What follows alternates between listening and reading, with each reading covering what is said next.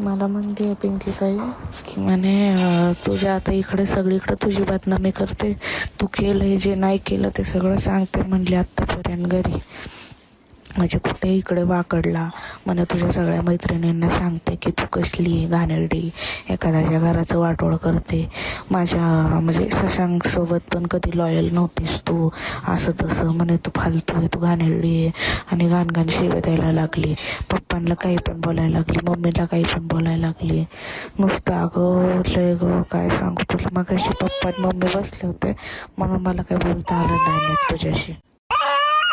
दाजी बघत होते मला मारताना आणि त्यानंतर त्यांनी पण माझ्यावर हात उचलला आणि हे त्यांनाही खरं वाटलेलं आहे.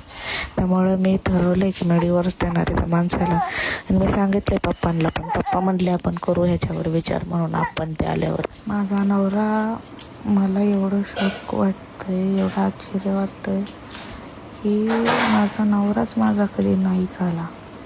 या गोष्टीचं जास्ती वाईट वाटतंय. सासू सासरे काय ते तसेच वागतात असं, पण त्यांचं कामच असतं असलं वागणं.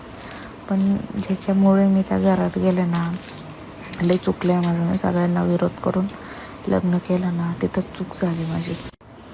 सगळं बोलण्याच्या समजण्याच्या पलीकडं गेलं अगं. तुला ही छोटी गोष्ट वाटते का गं? हे ना मीही माझ्या आयुष्यात कधी इमॅजिन पण नव्हतं केलं. आणि ती इतकी घाण बोलली आहे ना, मला शिव्या शाप दिले का अक्षरशः त्या माणसांनी. मी विचारच नाही करू शकत तिथं.